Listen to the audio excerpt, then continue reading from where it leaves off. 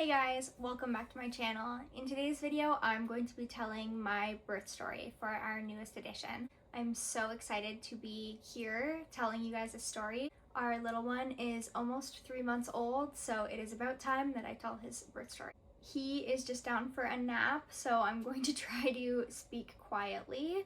I'm sure he's going to wake up and join us here shortly. Let's start from the beginning. First of all, it's been a while since I've been here on YouTube, and I'm so excited to be filming a video. I could go on and on about this. All I'm gonna say is it's really easy to get in your own head and to think like, I'm not going to do things unless they're absolutely perfect. So here I am showing up imperfect and just sitting down to film this video because I'm really excited to share his birth story. If you haven't already, don't forget to subscribe. And I'm posting a lot on TikTok and Instagram these days, so you can follow me there as well if you're interested. I'll link them in the description. Our baby was born in August, and to start his birth story off, I need to tell you a little bit about my daughter's birth. 8 years ago, I had my daughter Evie, and I had hoped for a home birth. I think some of you may remember because I did actually post my labor vlog on my channel, but I did not end up having a home birth. I actually ended up having quite a rough birth, I guess you could say, which, to be completely frank, traumatized me a little bit. With knowing that context for this birth, there was just so much in my head when I was thinking about the choices I was going to make this time around for my pregnancy and birth. I found the most wonderful midwife. It was completely by luck. If you remember last time, I had started with the midwives that were local to me. And here in Ontario, midwifery is covered by OHIP, and you're just assigned to a midwife.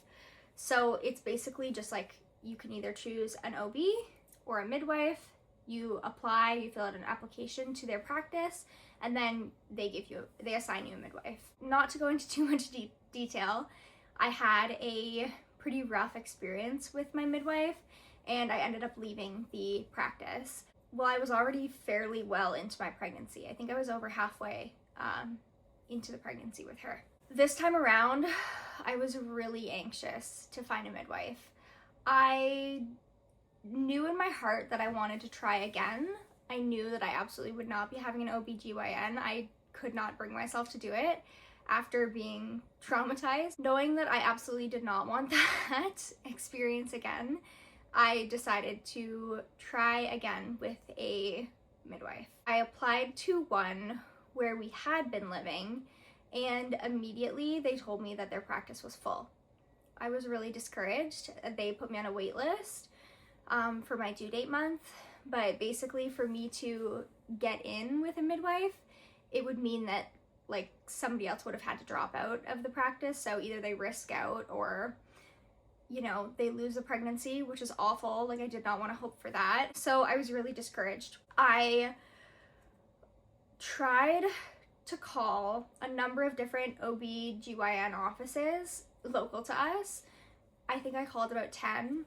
Not a single one returned my call or answered the phone. And I was just feeling a little bit hopeless.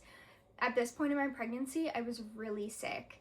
I believe I had HG, or just a very severe form of morning sickness. I actually had to go off work on a short-term disability leave, which that is a whole other story I can talk about in another video.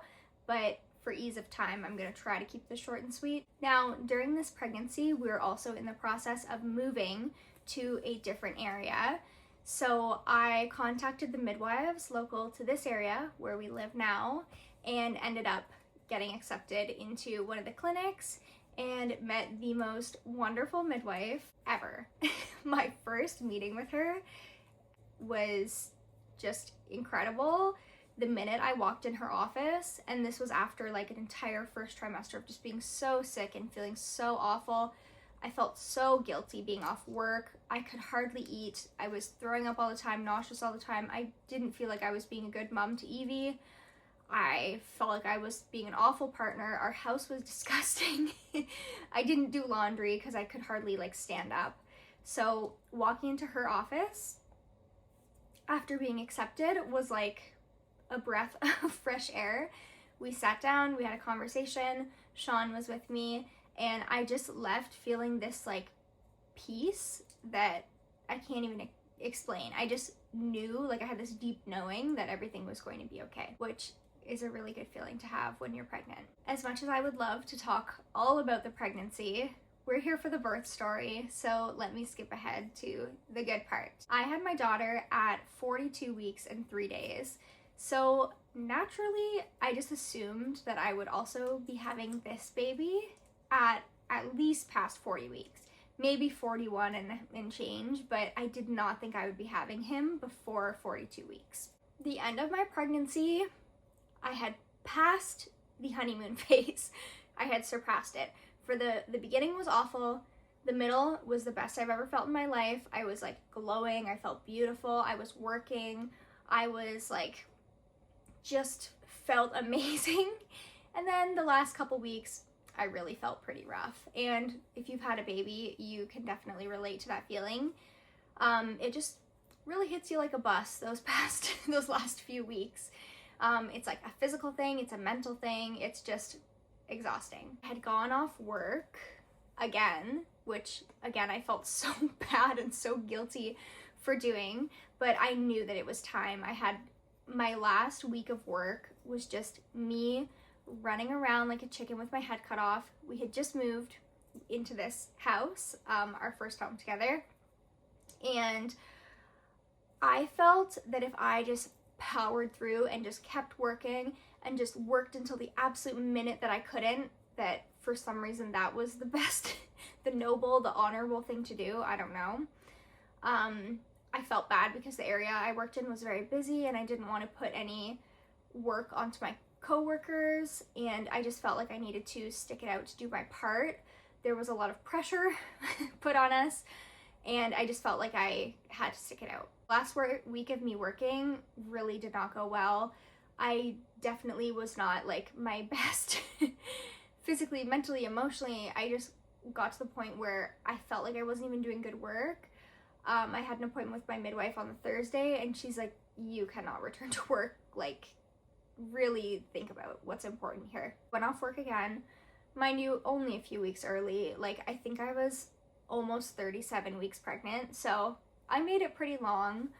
And next time I will definitely make different choices. I'm not going to plan to work that long next time. I think I'll plan to go off before 36 or 35 weeks. I went off work and I really was just nesting. I was putting our house together, I was organizing, I was spending time with Evie, and then those last few weeks really hit me like a bus.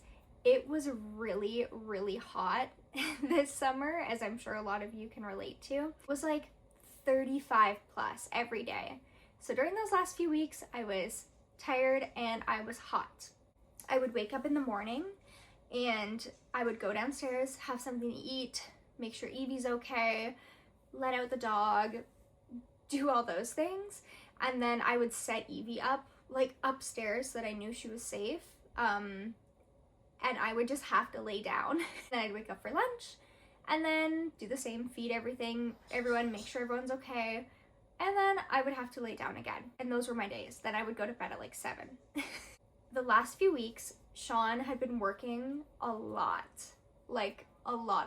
If he wasn't working at his day job, then he was working at the farm, doing his own hay and whatever else, his own thing.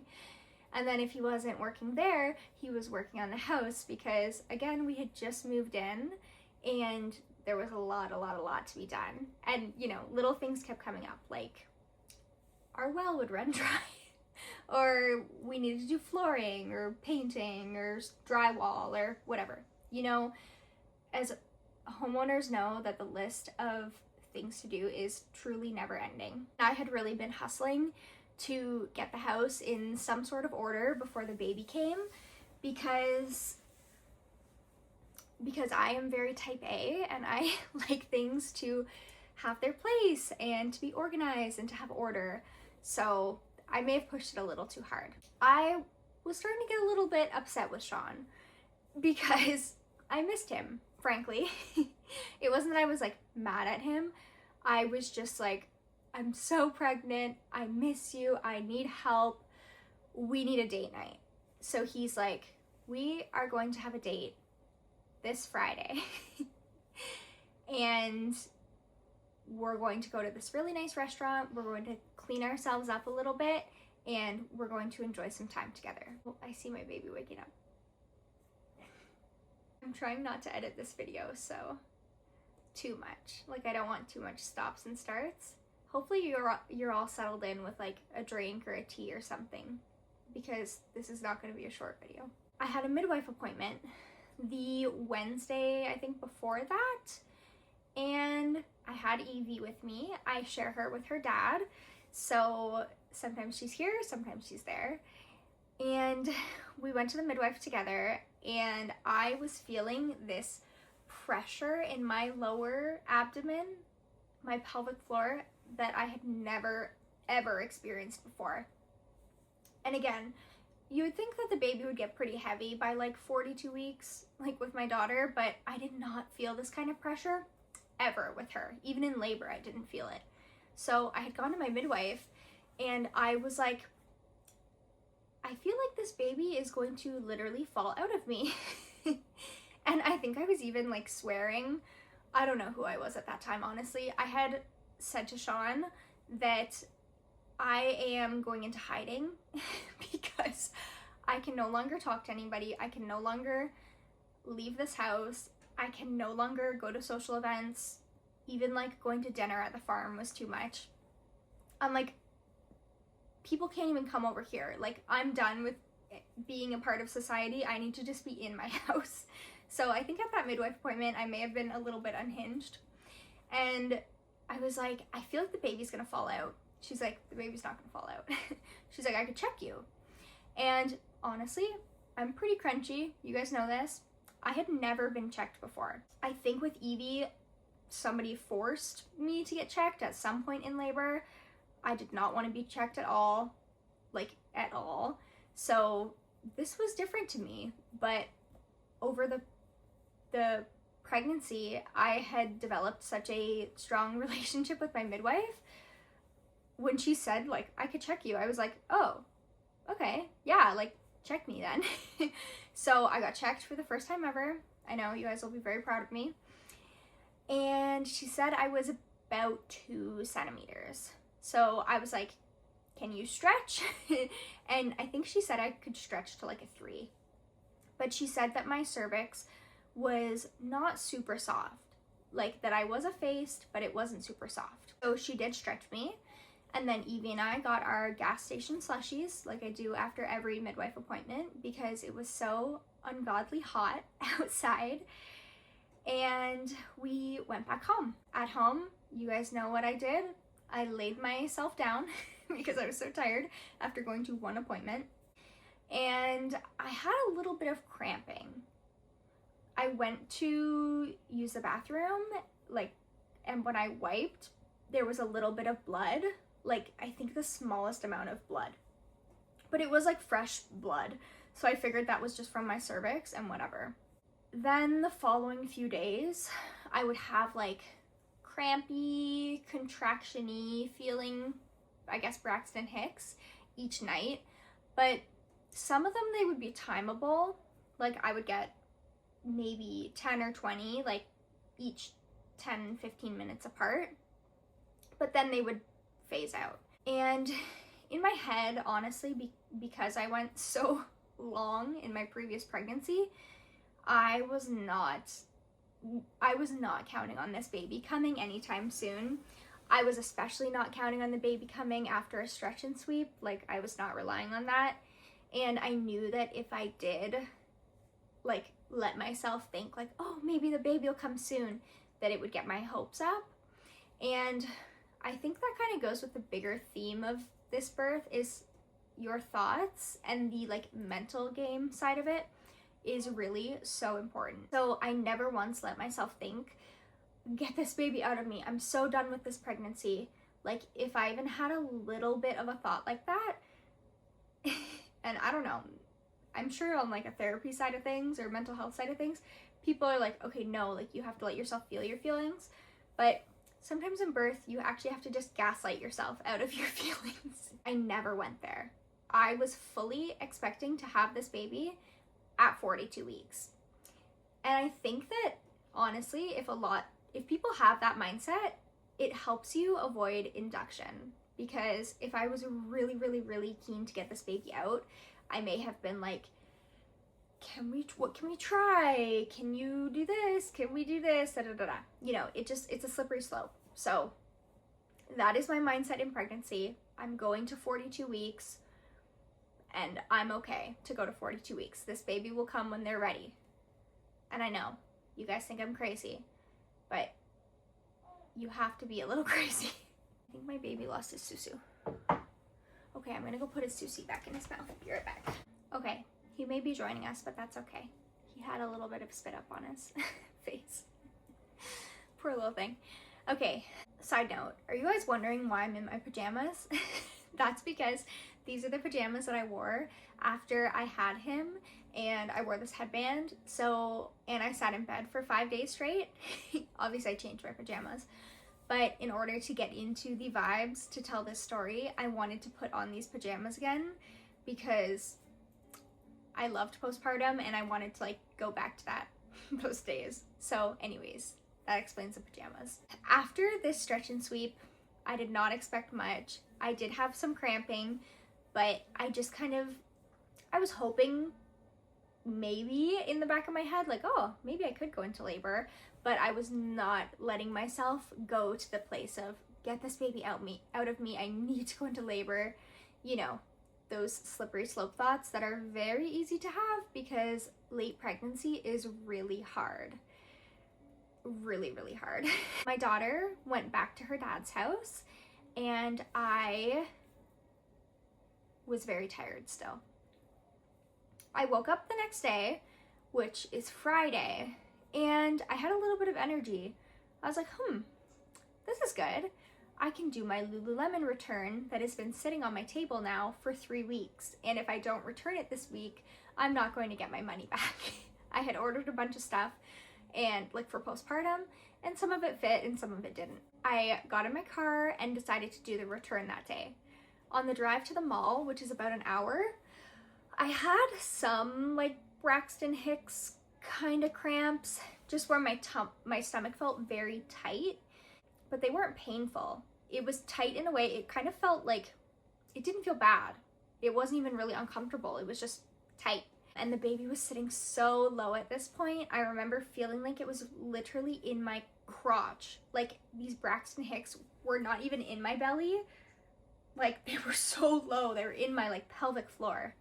I get to the mall and I have this like hypnobirthing app. It's called the Freya app. I can't recommend it enough. And I was using it to kind of time them a little bit because I'd be walking through the mall with my return and I would have to take a little stop and have a few deep breaths, you know,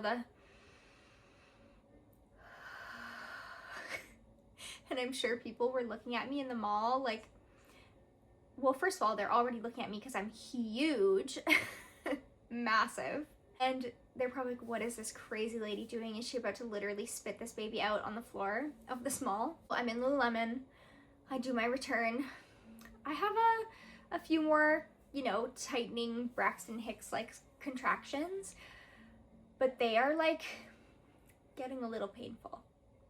I do my return, I go to Aritzia, I have some contractions in Aritzia, and I think, I have this thought in my head, I'm an hour away from home, I don't want to go to the hospital, I'm not having this baby in a hospital. I think I better go home. So I get in my car and I start driving and I'm timing, and they're like 5 minutes apart, 7 minutes apart, back to 6, back to 5, and they're starting to get a little bit uncomfortable. I call Sean, he's at work, and he actually works closer to where the mall is, and he is like, I'm already on my way home, like I'm just leaving in a few minutes. I'm like, okay, perfect. He's like, we're still good for the date? I'm like, I'm going on this date if it's the last thing I do. I get home and I have to have a little lay down because suddenly I'm feeling pretty tired. But still, I'm like, I am not missing this date because we had not come up with a baby name. We were between two names. They are both B names, like they start with the letter B, but we had not been able to actually sit down and talk about it since we moved into the house, and then we're working like crazy, and then things kept coming up, and then, you know, life gets so wild. So I was like, in order for us to pick a baby name, we need to sit down face to face and like talk about it, talk it through, and come up with a baby name together. I have my little lay down. I forced myself out of bed for this date. I'm like, I'm going on this flippin' date if it is the last thing I do. Put on a huge dress. I don't even think I could wear underwear at this point because all my underwear were too small, to be perfectly honest. Put on my dress, slapped on some lipstick, and we went on our date. And Sean looked really cute too, so I was very happy to go with him. We went to like a little Italian restaurant local to us, like in the town that we live in, or the town, I guess, closest to us, because obviously we live in the country. And I remember like getting out of the truck and just having such a painful, it still was like a Braxton Hicks though, it was just so tightening, but like to the point where it was really uncomfortable, and just having to stop and like breathe through it. We get to the restaurant and we ordered some drinks. I think we had ginger ales, and then we both ordered our food. I got this really great pasta that was like pasta with red sauce or rosé sauce, and it had some like goat's cheese on top. It was really good. I kept having contractions to the point where I had my phone out on the table, timing them, because I was like, okay, these are getting a little serious. I was scared that I was going to like, my water was going to break in the restaurant. We both decide, okay, like let's like step it up a little bit so we can get back home. Over dinner, we talked about it and we decided on our baby's name, which, hallelujah, what it came down to is I really wanted one B name that I had loved for years, like since I was pregnant with Evie.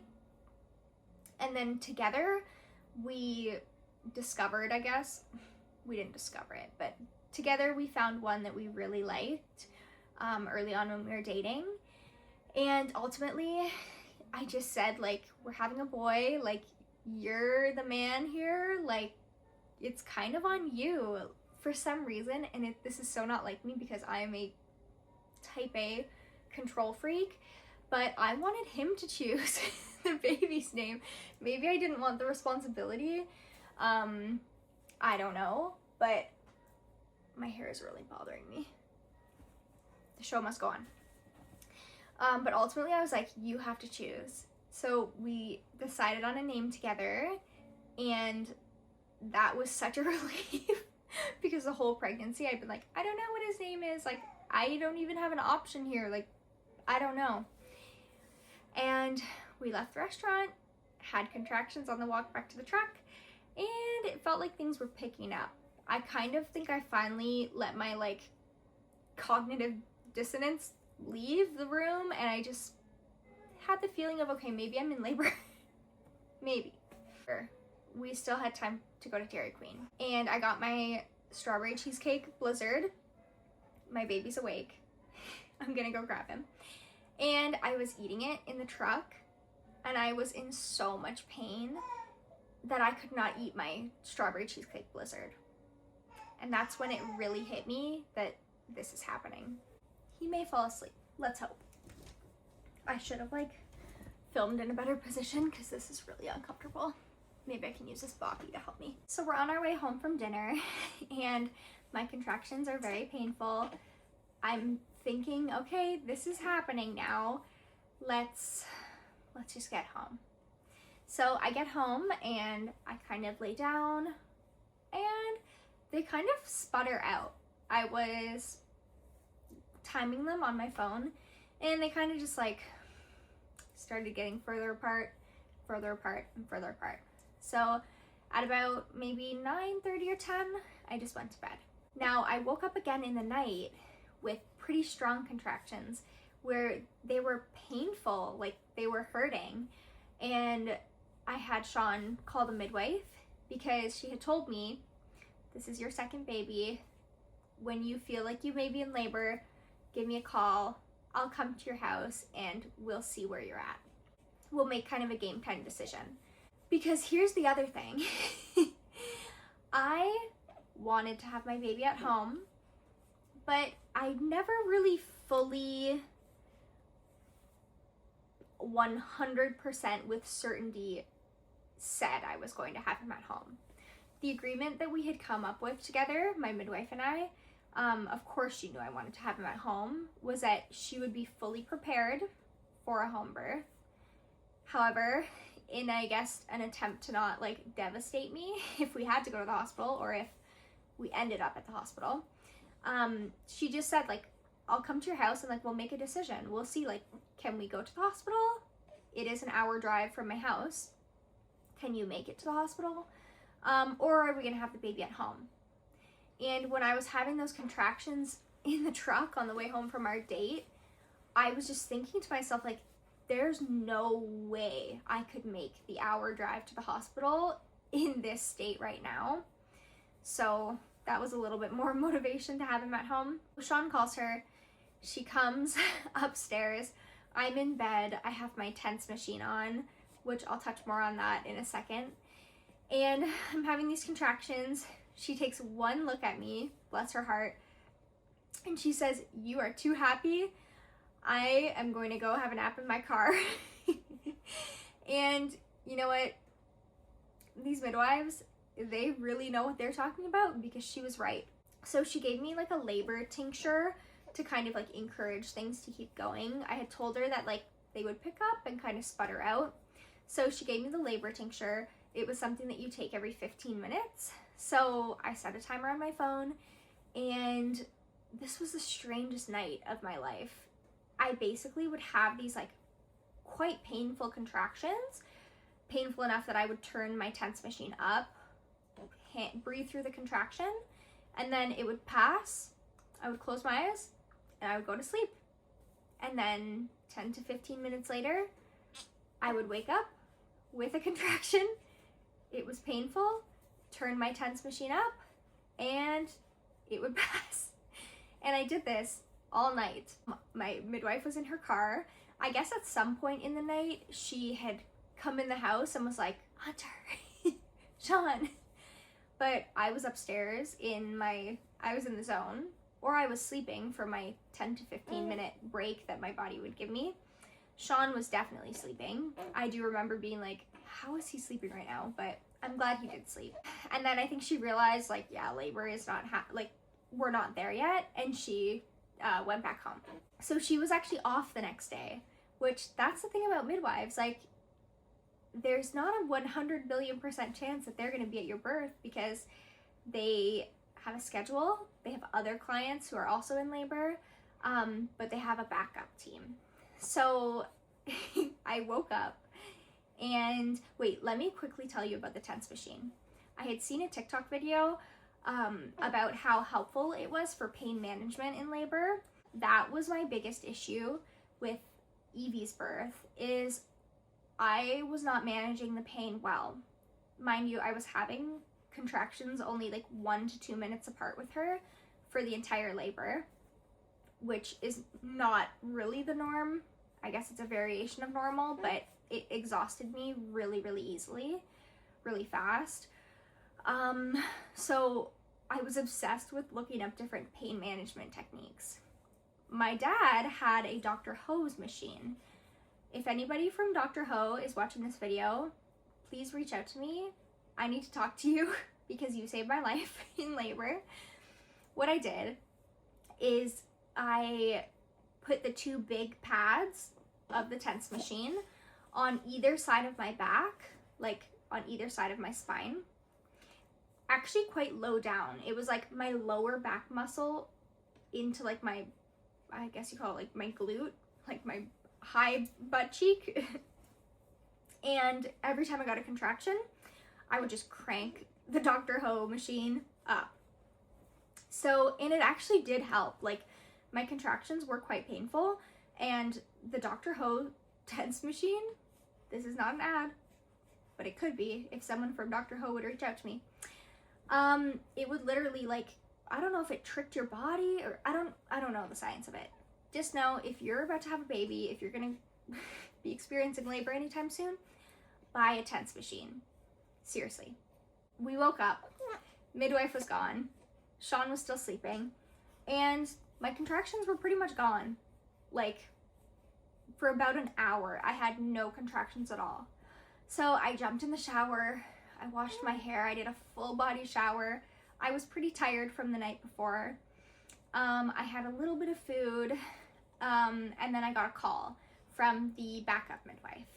And she's like, hey, like, I heard about your night, like, how are you doing? And I told her, I'm like, I'm tired, like, I don't feel great, like, I'm just tired. She's like, I want you to take a Gravol, take a Tylenol, and lay down. Have something good to eat and just lay down. She's like, plan for today to be like a movie day or like a TV in bed day.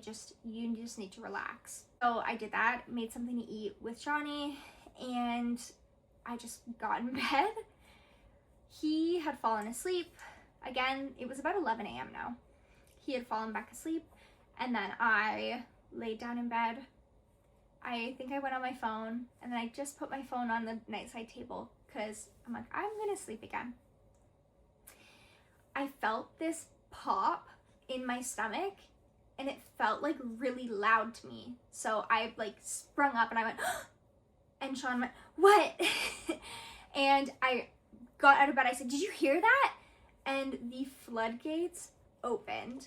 More water came out of me than I have ever seen in my entire life. It was literally like a movie scene. And we live in this old farmhouse, so nothing is level. The floor is a bit slanted, and all the water, it was actually right here, all the water was rushing towards the nightstand, because I guess our house goes that way. And I couldn't believe it, and it just kept coming, like it was pouring out of me like Niagara Falls. At that point, I was shocked, and I went and like sat on the toilet. Like, our bedroom has a really tiny little powder room, and the water was still just like trickling out of me, and I just started shaking. I was like, what the heck? And Sean's like, I thought you said it wasn't like that, because over dinner he had said like, oh, what if your water breaks? And I said, it's not like that. It doesn't like break like an explosion like a balloon. It just like slowly breaks and trickles out of you, like trickles down your leg, only for my water to explode like like, I don't even know, a water balloon the next day. So he calls the midwife, and he's like, hey, like, her water just broke, like, kind of dramatically. Like, she had a really strong contraction, and it just, poof. And now she's, like, sitting here on the toilet shaking. And the midwife's like, yep, like, that's normal. Like, how is she? And I'm like, I'm good. I'm just, like, surprised. She's like, okay, like, again, like, call me when you're pushing. And Sean's like, okay. I was like, okay, yeah, we're good. In that moment, things started to pick up a little bit. So my contractions became a little bit more painful than they were before. And they weren't like super painful. Maybe painful isn't the right word to describe it, but like the pressure was a bit more. I found myself like really turning up my Dr. Ho machine. I think I was turning it to like level like 1 early on, then maybe I was up to level 2 by now. I'm just really breathing through them. I couldn't find my AirPods. They've been lost for months now. So I grabbed a pair of Evie's headphones and like corded headphones that she calls AirPods, which is so funny, but whatever. And I put them in, and I started listening to the hypnobirthing tracks on my Freya app. And I just kind of got in the zone. Like, something about it, I just wanted to just close my eyes, focus on my breathing, listen to what she was saying, and it actually helped me to hit the timer button. I know a lot of midwives are like, don't time them, it kind of messes with your head. But for some reason it was really helpful to me to do that. And when you hit the button, the woman on the Freya app, who is this very relaxing British woman, I think she counts down for you. I can't remember right now. Honestly, I went to labor land, you guys. I was on a different planet. And I remember hearing women talk about labor land, but I never understood it because I did not go there in my first birth. But I am proud to say I went to labor land. And part of going to labor land, for me at least, means you can't really hear, you can't really see, and you can't really speak. I could not hear, I could not see, I could not speak. Like, I could if I really tried hard, but it was so easy to just not be there. Like, I just went somewhere else. So, which is kind of sad because Sean was doing so well the whole labor. Like, he was such a good support. He was so amazing. And I don't think I wish I could have given him some more praise or been like, thank you, like, this is really helping, like, this is really helpful. I need you here with me, like, you're making this, like, easier on me. You're, like, getting me through this. But I could not speak. When you're in labor land, time kind of goes by. I had no idea how much time had gone by. But at this point, I was really not talking, and I was really breathing. So Sean had called the midwife, and he's like, I think things are kind of picking up here, like, maybe you just want to come over. So the midwife gets here. She was only a few minutes away because another mom was also in labor, which I kind of loved that. I kept thinking of her when I was, like, having my contractions. I'm like, she is, like, in the same town, also in labor, and there must be other, like, hundreds of other women who are also in labor right now. So the midwife gets here, and at this point, I'm really breathing. I don't know. She looked at me and she's like, let's get you in the shower. So, which is funny because I remember telling Sean, I was like, when did I get naked? Like, why was I butt naked? And he's like, you had a shower. So I just take off all my clothes, take off my sacred Dr. Hose, which you could not have paid me to take that thing off. I had no faith in the shower. I was like, nothing could ever top Dr. Hose and the relief that it was giving me. I did not have faith that the shower would give me any relief. And honestly, it didn't really, but it was a good, change of environment, I guess. In the shower, I had a come to Jesus moment, and I was like, yeah, I can't do this anymore, actually. This sucks. Why did I even do this? I'm stuck here, an hour away from the hospital, and I started to have a little bit of internal panic, which, you okay? Which is funny to me because Sean was like, you were completely calm and peaceful. But in my head, I was completely panicking because I had started to feel this really intense pain in just like the front of my uterus, really low down. Like in my crotch, I guess you could say, maybe in my cervix, I don't know. And it was just very intense pain, like very, very painful. And probably the first time since being in labor that I had felt this kind of pain, like severe pain. And there was no breathing through it. There was no, like, it really hurt. I'm not gonna lie. This is where I started to lose the plot a little bit. So I get out of the shower. I look, what is this headband doing? I look in Sean's eyes. Okay, just ignore that. I look in Sean's eyes and I say, I remember really trying to stress to him that, like, I mean business, because I had also told him, if I say I'm going to the hospital, you have to say, no, honey, like, you can do this, you're good, like, we don't need to go there. So when I told him, in my head, when I was like, oh, I'm gonna tell him I want to go, he's gonna be like, no, honey, like, you're good, you've got this. But I didn't want that. I didn't want to hear that. I wanted to hear him say, okay, let's get in the truck. I'm starting to have this idea that I cannot do this anymore. I get out of the shower. I speak to the midwife for the first time since she's been in my house because, again, I was in labor land and I could not speak. I was mute for some reason. And I tell her, I'm like, yeah, I can't do this anymore. I'm swearing. I said, this is up. I don't know why I ever thought I could do this. Like, this is the dumbest thing I've ever done. Blah, blah, blah, blah, blah. Whatever. And she's like, okay, like, well, before we go, like, why don't I check you?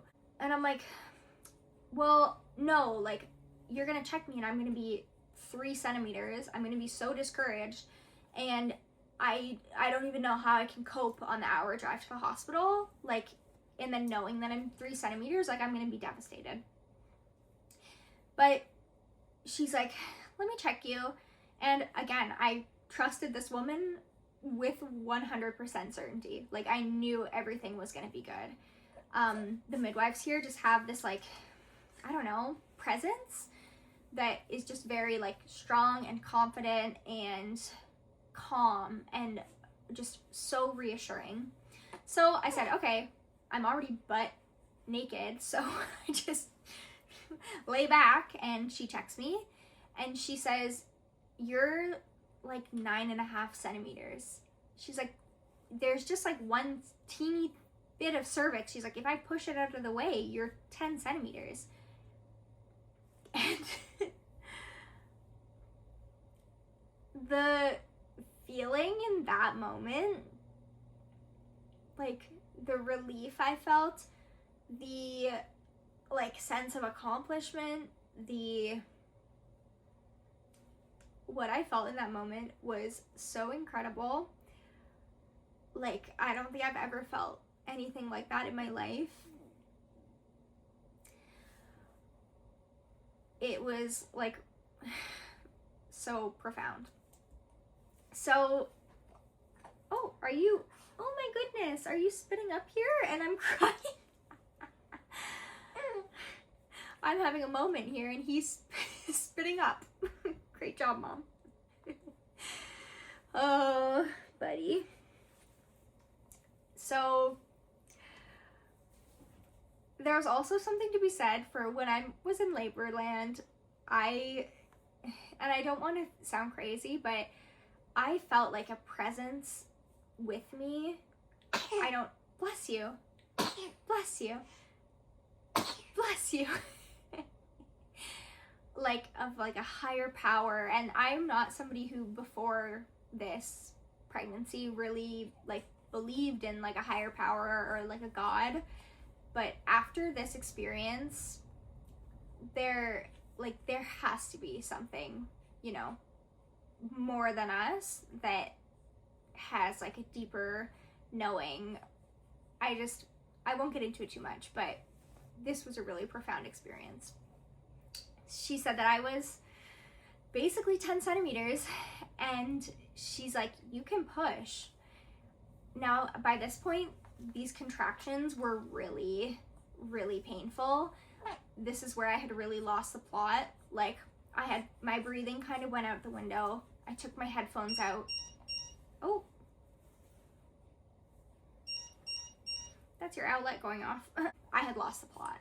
I was doing the breathing that was like kind of like hyperventilating, and honestly it's just because the pain was so intense and so severe. Like, I didn't think I would survive it. It was really, really intense. And I started pushing. I was laying there on my back and I was pushing and pushing, and I'm like, who in their right mind would lay on their back to push? I said a lot of out-of-pocket things in labor that I'm kind of embarrassed about now, but hopefully the midwife looks back and thinks they're funny. And she's like, then don't. Like, you're in your own house. Like, stand up then.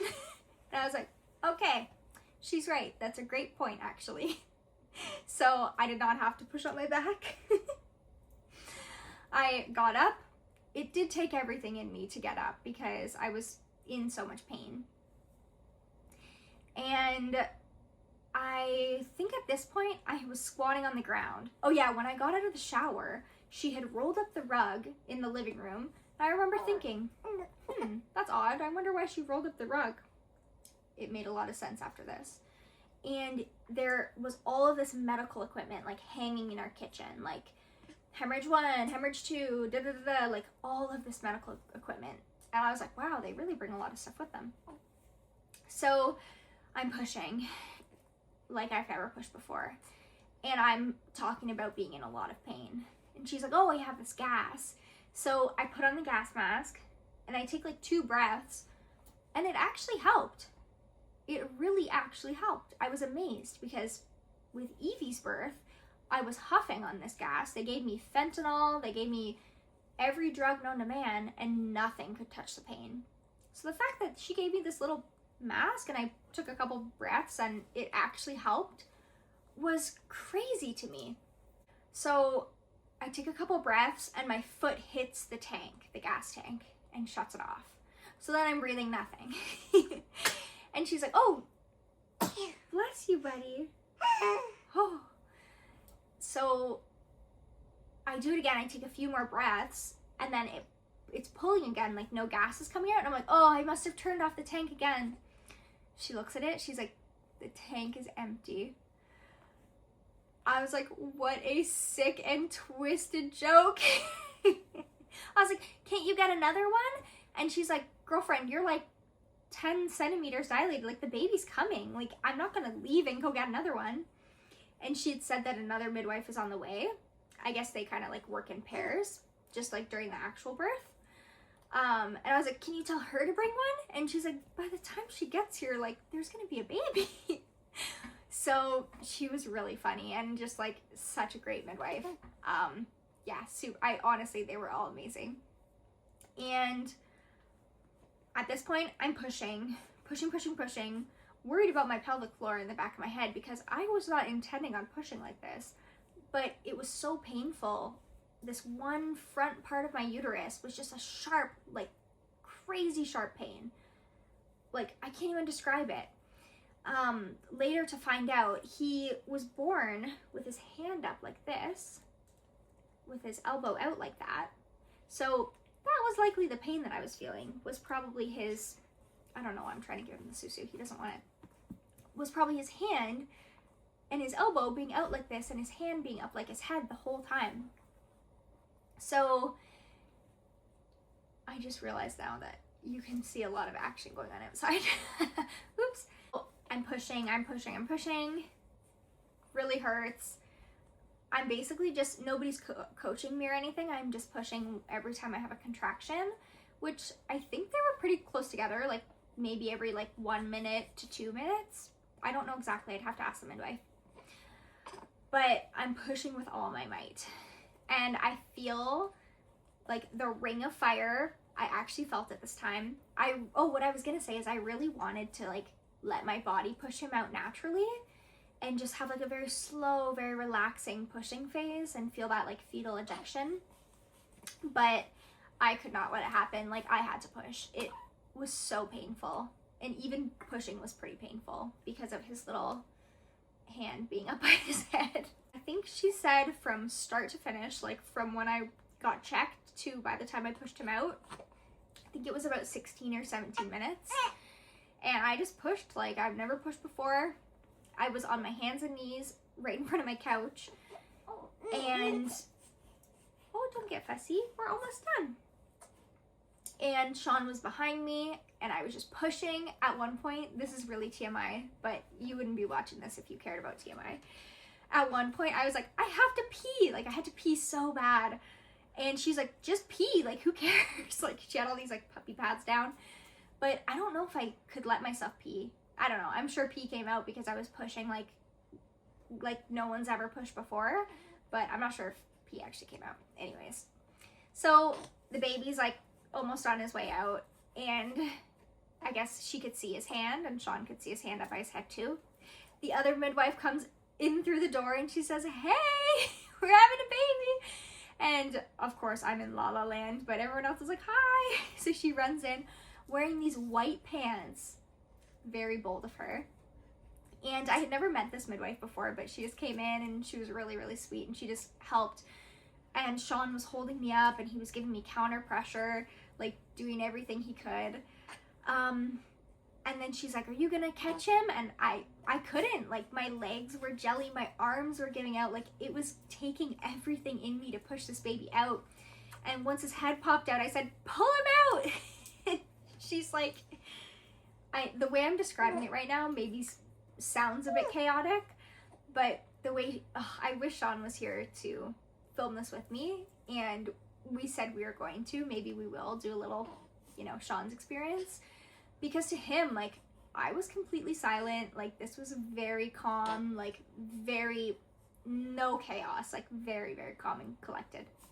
But in my head, I think I was just trying to process everything, so, like, things, I guess, maybe presented as a bit more chaotic because of what I was feeling, the amount of pain I was feeling, or feeling sensations that I was feeling. So he finally pops out, and Sean, bless his heart, grabs his phone and takes some photos. I don't know if I can show you the photos, but if any of them, if I can edit any of them enough to like edit out the fact that I'm butt naked, then I may show some of them. And the first thing I noticed on him was like his, this is so bad. First of all, he was alive and healthy and beautiful, but because I was in so much pain, I don't think I was in this like full moment of euphoria yet, where I noticed like his tongue was tied so tightly right like to the tip of his tongue, and I was like, oh my goodness, he has such a big tongue tie, like, because he was screaming, of course, because our house was like freezing cold because we had the air conditioning up to the max. So he comes out, they pass him to me, and I'm holding him, and he's crying so much because it's so cold, and I'm like, shh, shh, little baby, and I'm just like in shock, like I can't believe that just happened, but I was so like glad, you know. But at this point, my like pelvic floor, I guess, was just still hurting so much from his little hand that that's really all I could focus it on, is just like how much like pain I still felt. So the other midwife, like the one who showed up while I was pushing, got some like lidocaine and just lubed me up with lidocaine, and that did help. Because my labor had gone so quickly, I guess, I hadn't eaten too much, and pushing was a lot of work. So I felt a little bit, I wouldn't say dizzy, but I just felt a little bit like, just had the energy taken out of me, obviously, by that. So they got me on the couch, they lined the couch with puppy pads. I was bleeding, but of course, like, bleeding is normal with birth, and the midwives were totally handling it, like, they were amazing. And they got me a couple snacks from my own cupboard. They're like, do you want this? Do you want that? And I had a bunch of fruit snacks. So I ate the fruit snacks, and I just kind of like sat on the couch holding my baby. They put a bunch of blankets and towels over me, and I was just shocked that it had actually happened, like that I actually had my baby in my living room. And Sean was like petting my head. He was like, you were doing such a good job, like, you're so beautiful, like, he was saying like the sweetest things. And honestly, I was just in shock. Like, I could feel that I was like a little bit pale and like a little like not feeling the best, but eventually I started to feel better. I delivered the placenta pretty much right away, which was awesome. The cord was white. Sean cut it, which he was worried.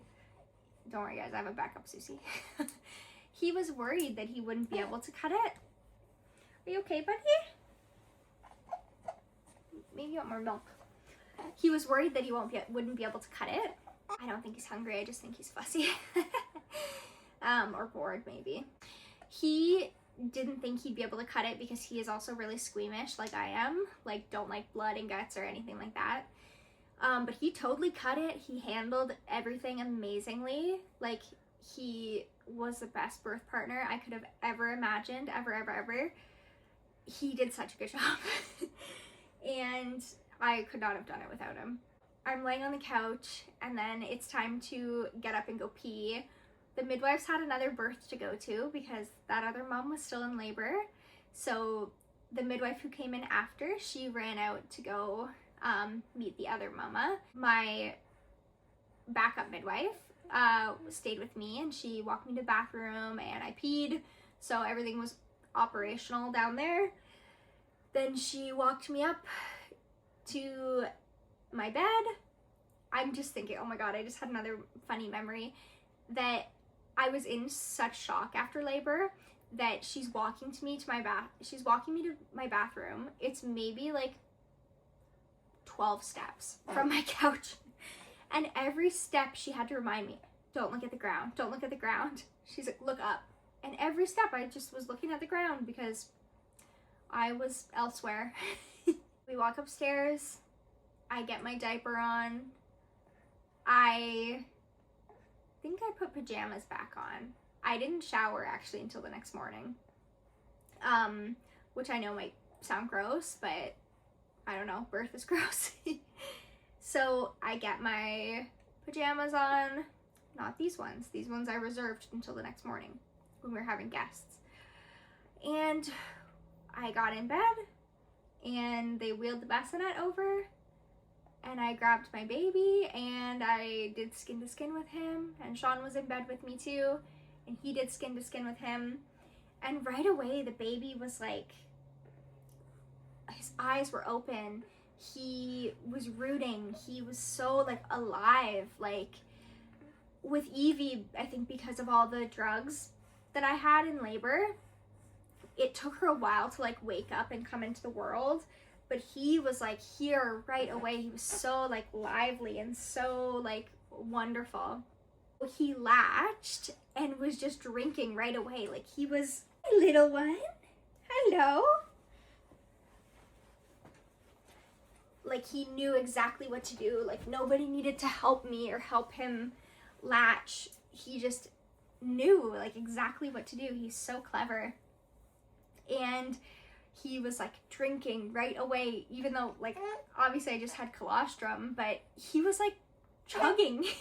It was just so magical. Like we were just looking at each other and we're like, holy moly. Like this morning we were in bed a couple hours ago. We laid down to have a little rest and to watch a show, and now we're back in bed just a few hours later with our little boy.